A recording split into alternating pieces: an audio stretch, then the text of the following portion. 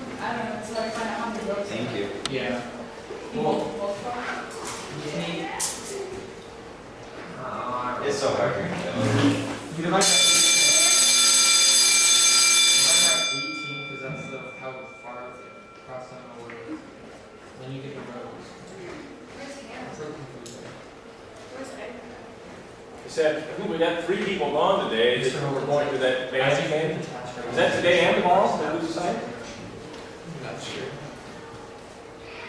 I think I heard somebody say it was today and tomorrow. What is it? No, she wasn't bad. Okay. Hannah's not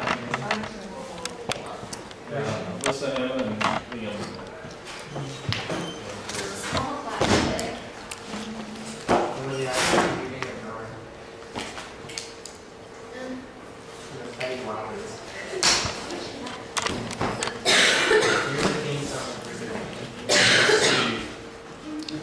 Hannah was here and left, right? She went to the bathroom? Probably. Yeah, so she's coming back. Jay?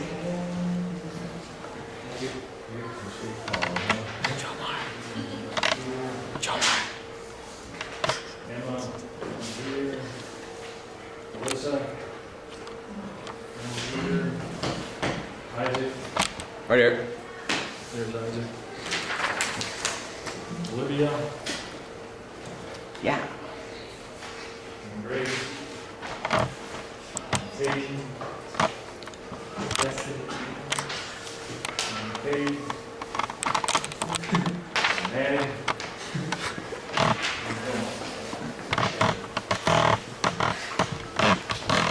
So as you look at those guys, are we rolling here? Yep. All right, thank you. We got our quizzes passed back there, and I'm not going to spend a lot of time on this, but we were talking about the mouse colors, okay? What trait mouse colors dominant was agouti.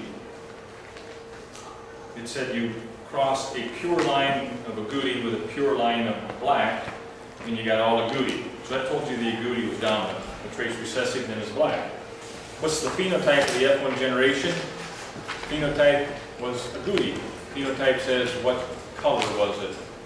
Okay, what's the physical expression? If big A represents pure agouti mice, what's the genotype of the F1 generation? They were heterozygous, big A, little a. Then you fill in your Punnett square, that shouldn't give you any trouble. It says a group of students raised some mice. They crossed pure agouti mice with pure black mice, and then crossed the offspring. The results were 89 agouti mice and 31 black mice. Do those data agree or disagree with the prediction by your Punnett square? Well, it's the Punnett square over on the right, is the F2s. And what you expect is a ratio of 3 to 1. They're going to be agouti. And that's about what you got. 120 of them, 89 were agouti, 31 were black, so you got pretty close to that 3 to 1. My question is, who would want 120 mice running around? And what did you do with them after this lab was done? Instead of saying, what's the idea of this paragraph, I would have said, what do you think these people should do with these mice when they're done? I don't know what the answer to that would be. These grades should be in the grade book, correcto? I think I put them in yesterday for you. 5th hour, I just got your test, so 5th hour, taking a little bit to get yours in there. Onward. All right. Well, we've done monohybrid, we've done dihybrid. We just will do a trihybrid Yeah. just as well, right? Pea plants. Or not. Question number 8.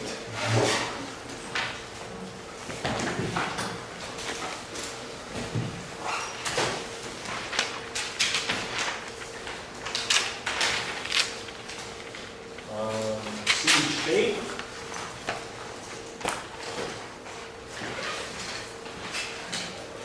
Seed color. And stem length.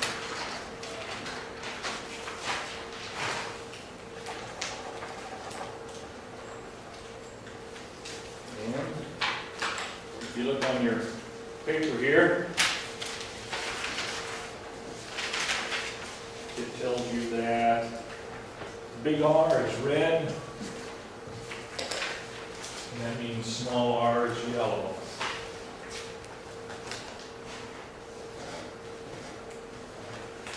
And I'm doing peas, I get it in tomatoes, I'm sorry, peas. Seed shape, big R is wrinkled, big R is round. I get it right here sooner or later, small r is wrinkled. Big Y is yellow, small y is green. And stem length. Big L is long, small l is short.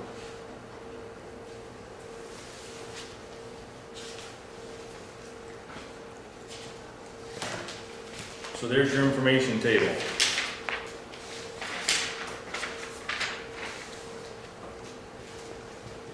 It says cross a plant homozygous dominant for all three with a plant that's homozygous recessive for all three. And then it says show the genotypic and phenotypic ratios of the F2 generation. Oh my gosh. I think we need to do this one as a class. Okay? So, let's see your original cross. Homozygous dominant for all three.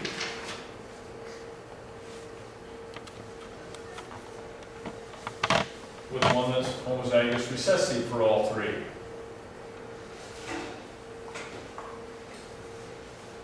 Correcto?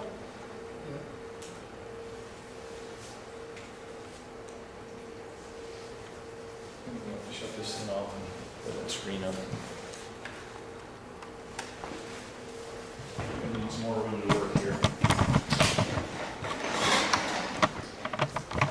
All right. So our Punnett square is 8 by 8. Now before you go nuts, shortcuts are okay. Do you see a shortcut to take right away? Started. Pardon? Shortcuts are okay. But your Punnett square is 8 by 8.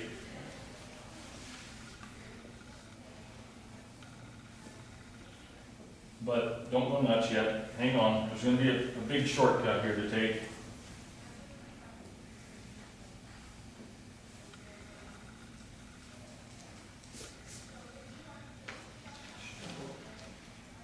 Remember, the biggest thing is loading the Punnett square. The biggest thing is getting the Punnett square loaded correctly. And let's do this part together. I'll wait till you're done making Punnett squares.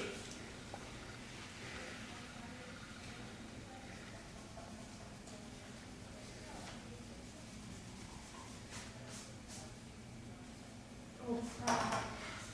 I only did 60. Yeah, you need 8 by 8, yeah.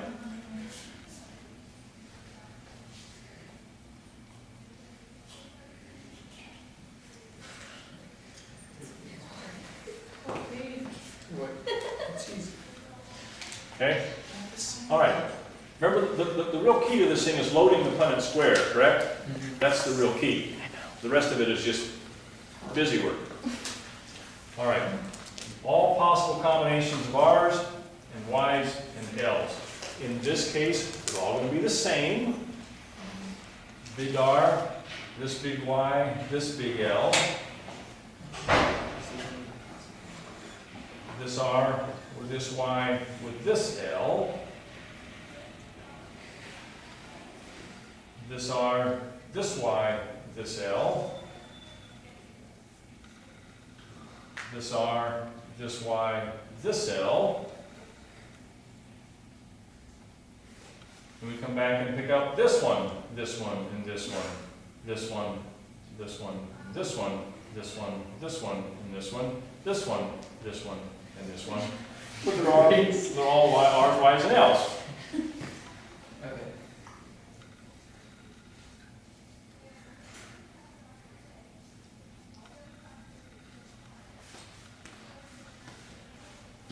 See how we got there? Yeah.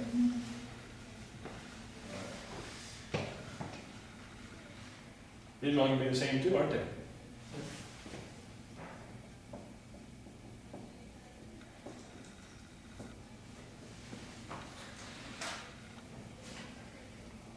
Those are all going to be the same. Is there any good reason to fill in 64 Punnett squares? There's not. Not that I can think of. I can't think of any good reason to fill in 64 Punnett squares. Because no matter which one you fill in, it's going to have a big R, little big Y, big L, little l. No matter which one you fill in, it's going to be heterozygous. You can fill in 64 of them if you're really bored, but I wouldn't. What generation did we start with? The original generation is P1s. Their offspring are F1s. All the F1s are the same. You ready? Yeah. Barely. If I were you, I would start with a large piece of paper and lots of neatness. Oh Okay? my gosh.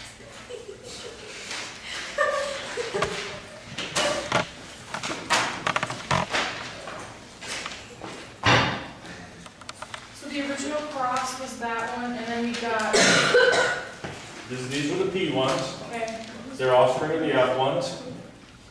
Now we take two F1s and cross those and get F2s.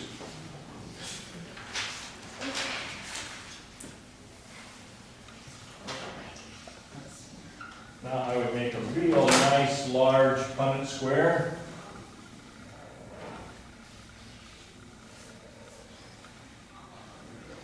I would make it very neat.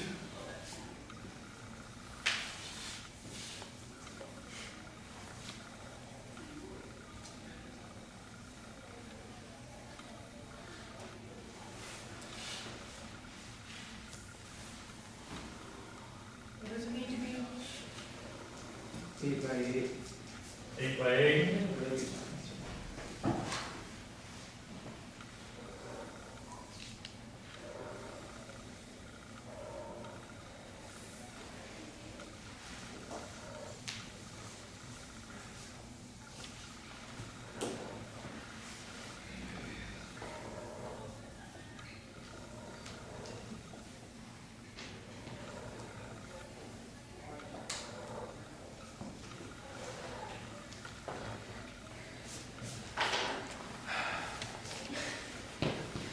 To be real honest with you, I don't care how far you go with this. All I'm going to look over your shoulder and do right now is make sure you're setting it up correctly. And whether you fill it in or not depends on you. Okay? So I want to see how you set it up. After that, it gets kind of nuts.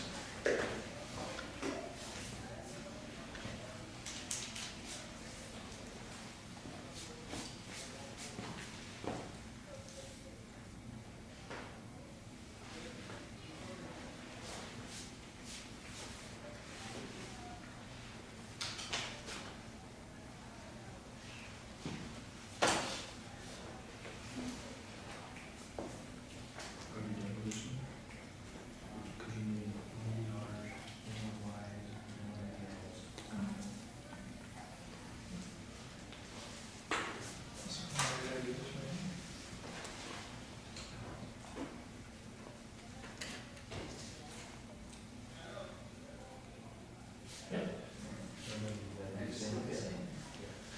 when do you go anywhere from there? I don't care.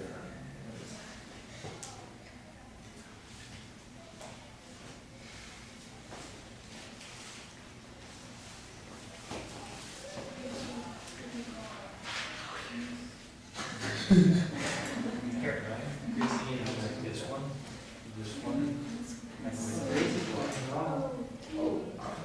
and the little L.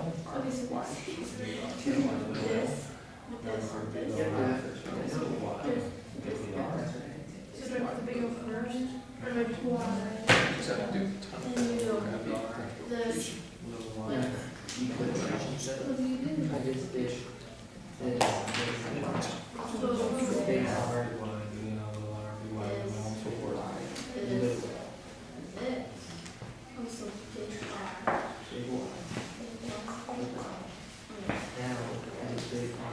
How do we do? And this, these two are the same thing. So I need to put in this. Should be a little white L. Rather than that, I think I did it right. Yeah. Little r, big Y, big L, little r, big Y, little L, little r, little Y. Big R. I would, yeah, that's fine. I probably would have made this one big L, and this one a little L, but that's okay. Yeah. Big O. And then it'd be the same thing up there, wouldn't it? Okay. I'm gonna repeat it up here. Yeah. Because this parent's the same as that parent. You have the same thing up there then. Now, whether you do that right now or not, I don't care what you're doing. R. Little Y. And Little you need Big Y. this big R, Then you do R. this big Y, this big L. Wait, is it the big Y?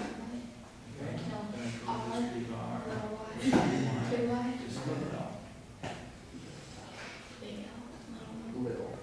Now also contains two L's. Jeez. Now just put this there, this, knowing Yeah.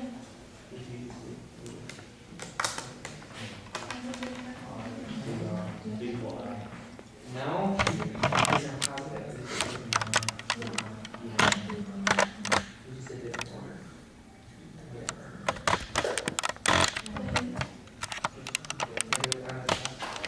Then go big R, little Y, big L.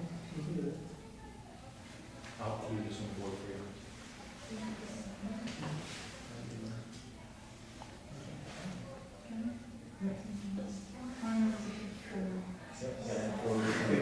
This is so confusing. Yeah, how you doing?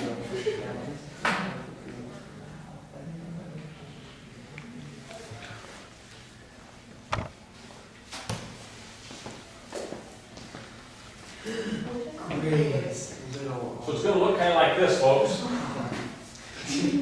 Like the L. Okay, do you think it's hard? Do you think it's hard?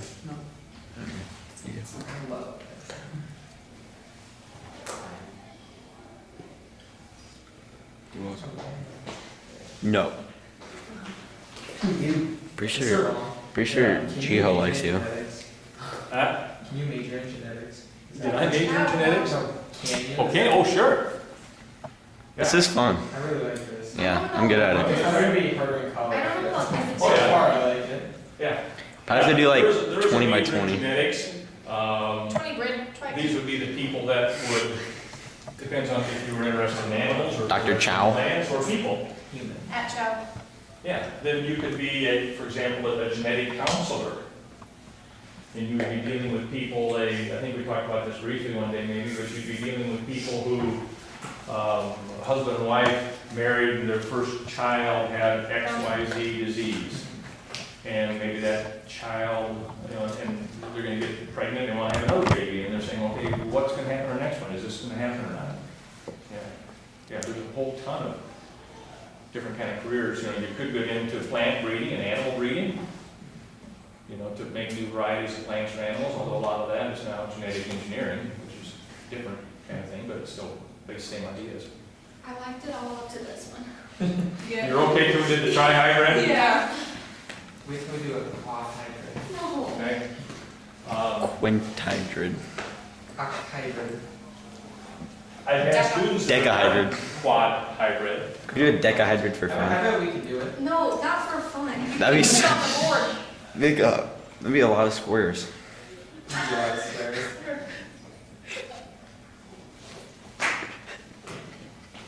What do you know? Stop. You mean embarrassed. See, You're something hurting like my that. eyeballs. Oh, he did it faster than me. Whoa. Yes. Now, on a test, guys, I'm not gonna ask you to do a tri-hybrid cross. Thank you. I might ask you to set one up, but I will not ask you to complete it. I think these word problems are like way So fun. confusing. The word problems are? Yeah, like Yeah. rather than just like, I don't know. Right, and that's understandable, okay?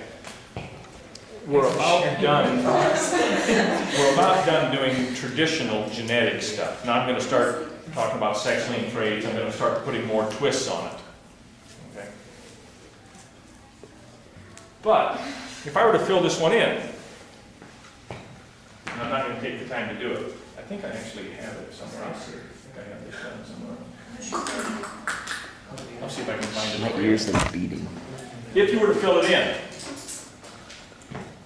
my question for you is, what sort of genotypic and phenotypic ratios would you expect? Don't want to know. A lot of stuff. Now remember, when we did a monohybrid cross,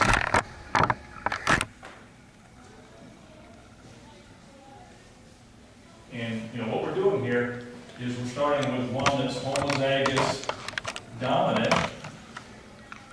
We're crossing that with a homozygous recessive, and then we're asking for the genotypes and phenotypes of the F2s. That's the problem we're doing. Correcto? When we did it here with a monohybrid cross, there was only one trait. Our Punnett square was 2 by 2.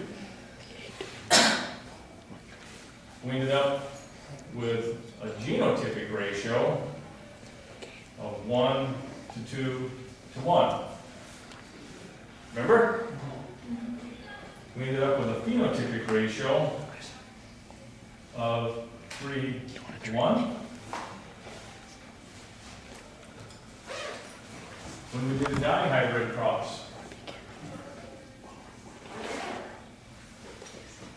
our Punnett square was now 4 by 4. And we ended up with a genotypic ratio of 1 to 2 to 1 to 2 to 4 to 2 to 1 to 2 to 1. Let me make that neater for you. 1 to 2 to 1 to 2 to 4 to 2 to 1 to 2 to 1. Where are you like getting these numbers? Just making him up as he goes. I made it all day long. It's completely legit. You remember? I do. Yeah, I remember that one. We did the dihybrid cross, Yeah. Nope, don't know. and we ended up with 16, hopefully this total 16, 3, 6, 10, yeah. And we had our Punnett square was 4 by 4. Okay? And we ended up, we started with a critter, making a difference in what the genes are. It was homozygous dominant, we crossed with a homozygous recessive, just like here. Here was our homozygous dominant, this is our homozygous recessive, and all of the offspring looked the same. They were all heterozygous. Then we crossed 2 heterozygous, and we ended up with all of this. Our genotypic ratio, our phenotypic ratio, was 9 to 3 to 3 to 1. It's here. And that's the total 16.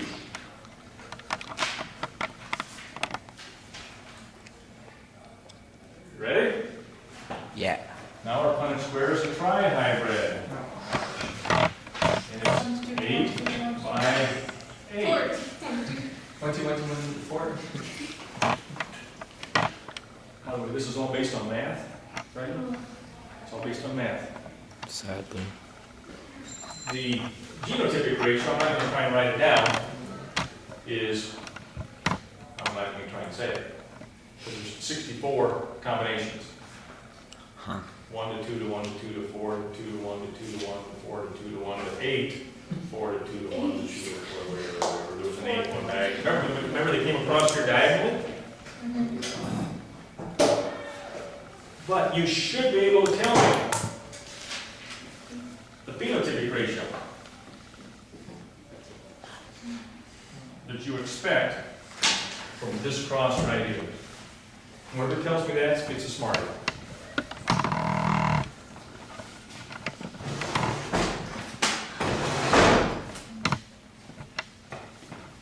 You get a smarty. Vegas. I want a ratio of your phenotypes.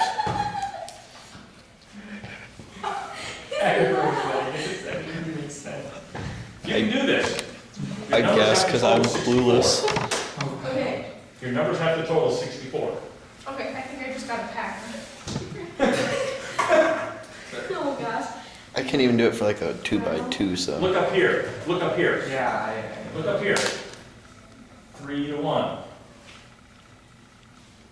9 to 3 to 3 to 1.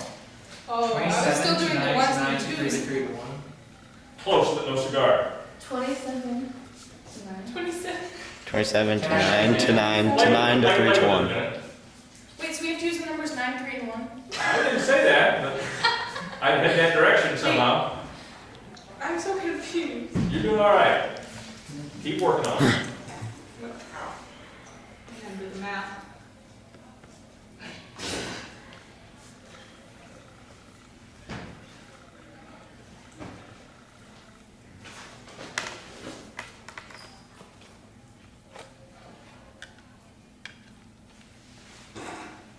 You got it?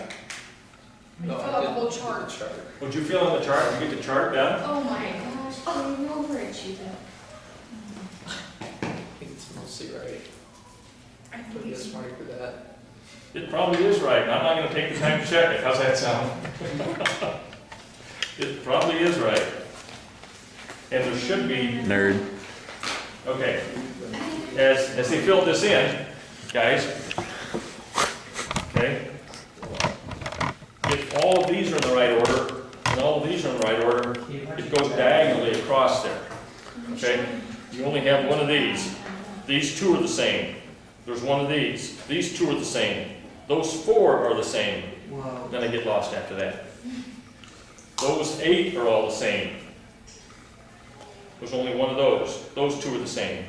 So if you really were bored, you could spend time going across there and picking them all out. Nice job. I'll give you that just for the effort. All right? Yeah, you got it? 27 to 9 to 9 to 3 to 1. No. I have You're so close, though. 9 to 9 to 1. Pardon? 27 to 9 to 9 to 9 to 1. No. Dang it. You're very close, though. Dang it. Wait, one more try. Well, Okay. actually, a lot more tries. 27 to 9 to 9 to 9 to 3 to 3 to 3 to 1. Bam. Dang Got it. How'd you do that? Bingo. I have no I had idea. that. I got 27 plus 9 plus 9 plus 9. Just put patterns. I'm sorry. Yeah, your phenotypic ratio, folks, is 27 to 9 Anybody want to be to 9 cameraman? to 9 to 3 Wanna be to cameraman? 3 to 3 Yes. to 1. Dang, that's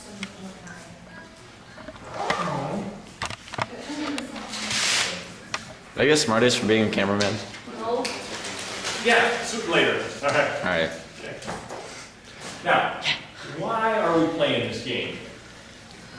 To torture us. Just to torture you? Yeah, teachers get paid to torture students. That's good. Why are we playing this game? Well, this is only considering 3 traits: round, yellow, and long. And what this is saying, I can do this for you. Your different phenotypes are round, yellow, long, round, Oh, got a message. yellow, And was it short? Short. Round. Green. And long. Round. Hit the dab, Kate. Green. And Jake. short. Hit the dab. And wrinkled. Yellow. Long. Wrinkled. Yellow. Short. Wrinkled. Green. And long. Wrinkled. Yellow. And short. Whoa. There's the 27, there's the 9, there's the 9, there's the 9, there's the 3, there's the 3, there's a 3, and there's the 1. Yeah. So, You did all that? No. no, he figured out the pattern. There's a pattern. He was basically about So, the reason for this, guys, the reason for this, all this craziness, is you took one critter right here, one pea plant right here, and another pea plant right here. This one looked just like this one, correct? Those are identical plants. You took two that were identical to each other, and you crossed them. You got 64 different possible combinations of genotypes, and you got 9, 8, 7 different phenotypes. And it's predictable. So you took two plants that were exactly like each other, and look at all the different offspring you get. Now that's considering 3 traits. How many traits do you have? How many genes do you have? a lot, more than 3. 25,000. That'd be fun. Can we do it 25,000 by 25,000? That's a little bigger. Yeah. Just a little. I mean, even if you did 4 traits at a time, now your Punnett square is 16 by 16. If you did 5 traits, 64 by 64. 64 by 64. At some point in time, we bring in a computer. Now, there's 2 things that impress me about this. One of them is, back over there, I just lost his name. Pea plants. Mendel. There you go. I just lost his name, Mendel. He did all this. He knew all this. He understood it. Back a couple hundred years ago. Wow. Right? Wow. But the other thing is, your mom and your dad, they're not even alike. Your mom and dad are not even alike, but you take 2 people, or 2 plants, or 2 horses that are exactly alike. If they're heterozygous for all these traits, look at all the offspring they can get. Now you think about throwing in 25,000 traits. Is there anybody in the world going to be exactly like you? No. No. It is not mathematically possible. It's not mathematically possible for anybody else to be exactly like you. Okay? And that's kind of why I did this silliness. And also just to prove that you can't. If you look at the big picture about people, okay, we said you've got 40, you're going to have to take my word for some of this because we've not studied it in enough detail. Okay? But your dad, you guys, made 2 to the 23rd power different genetic types of sperm. 2 to the 23rd power is something over 8,000. You girls, or your mother, made 2 to the 23rd power different combinations of eggs. Yes, sir. You said 8,000, but you wrote 8 million.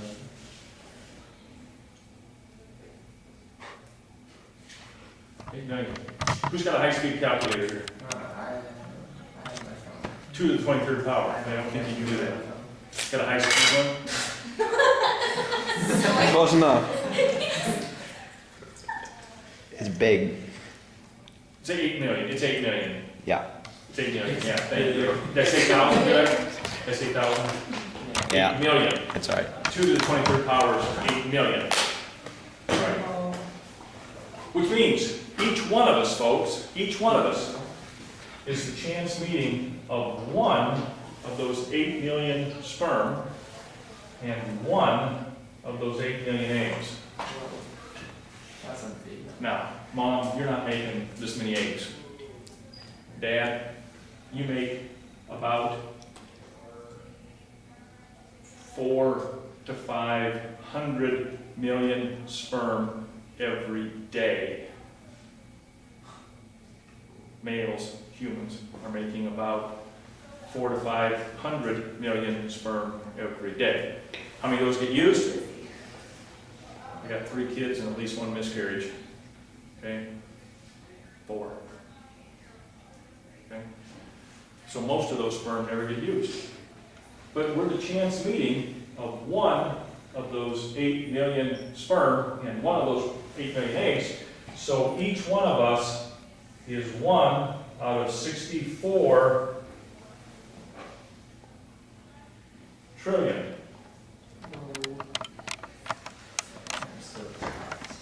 So that if your mom or dad, you were the first kid, let's say, they said, that's a pretty good kid. Let's have another one just like it. Ethan. Excluding identical twins. Excluding identical twins, your mom and dad would have to have 64 trillion kids before genetically you'd have the same combination. And to be honest with you, there's something called crossing over, which is going to confuse it even more. Okay? It is not possible for any, excluding identical twins, and we'll talk about those. But it's impossible for anybody else to have the exact same genes that you have. Your mom and dad would have to have 64 trillion kids. What's the population of the world? Not that much. Not that much. What is it? 7 billion. 7 billion. Wow. How are like identical twins so common? There's the population of the world. And your folks would have to have that many kids. I don't think it's going to happen. Better get busy. Better get busy. 39. Okay? So, are you impressed with the fact of how genetics, doing 202, monohybrid, easy. Dihybrid, easy. Trihybrid, Not easy. did you figure out what a quad hybrid is, by the way? Before you finish those Smarties, you gotta tell me what a quad hybrid is. Oh. I already finished them. Tomorrow. What is it? Well, it's whatever 27 multiplied by 3 is. And what is it? 20 or 81? Multiplied by 27, 27, 27, 9, 9, 9, 3, 3, 3, 1. Exactly. Oh my gosh, Jake. Jake, how? Okay? No, but I should probably get some more. Yeah, there's a pattern that develops. You just never think of the pattern. How long do we get to stay today? I have to go now. Oh, We're 59. almost done. 59? Girl, Whoa! Okay, you ready to talk about the difference between boys and girls? Yeah. Yeah.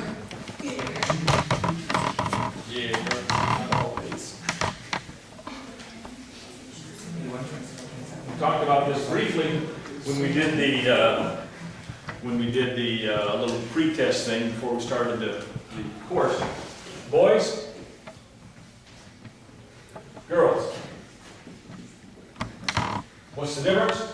X, Y chromosome. Boys have 22 pair of what are called autosomes, normal chromosomes, plus an X and a Y. Males have 22 pair of autosomes plus an X and a Y chromosome. there's your 23 pair.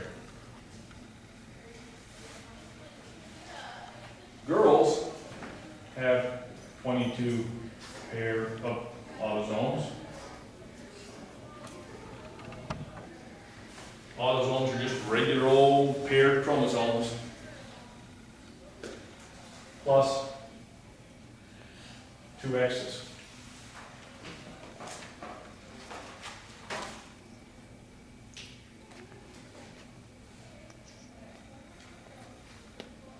X chromosomes are nice long chromosomes.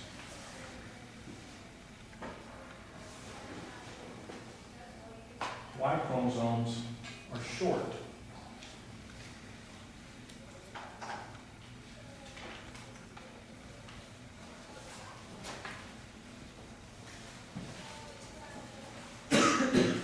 So, as males are making sperm, and I've mentioned to you a little bit, if I had been teaching this genetics or this course, this class, biology from day one, I would have organized things a little bit differently. We would have already studied meiosis. Meiosis describes how sperm and how eggs are made, how sex cells are made. But if you have these 46 chromosomes, just talking your ovaries, girls, they go through this process called meiosis. And you end up making sperms or egg cells, girls, that have 22 pair chromosomes plus the X.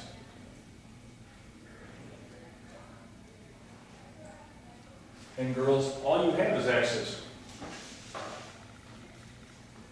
So girls, all your eggs are carrying one of each of those 46 or one of each of those 23 pair, plus they're carrying the X chromosome.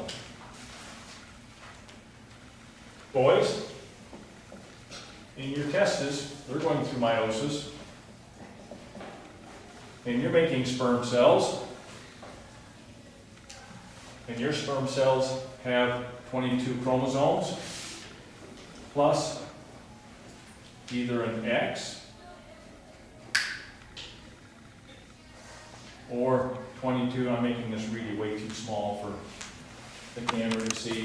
Let me reload here. 22 plus an X, 22 plus another X, 22 plus a Y, 22 plus a Y.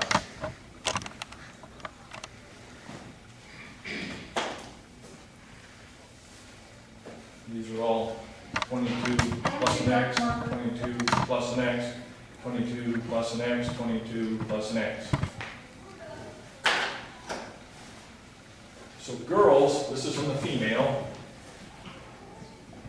These are eggs. Boys, this is in the male. These are sperm.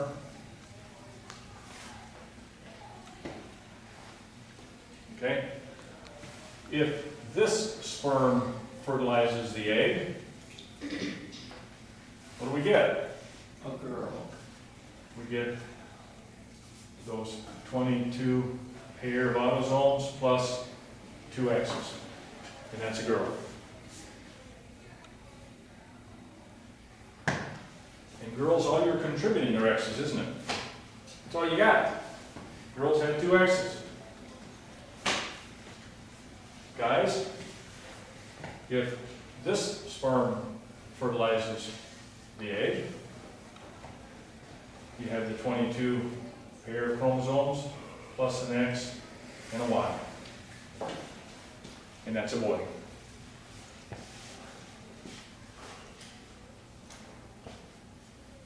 So who determines the sex of the child? The male. The male does. I think we talked about that, didn't we? Yep. Not that the male can necessarily do anything different. There are some little tricks. I think we talked about that briefly.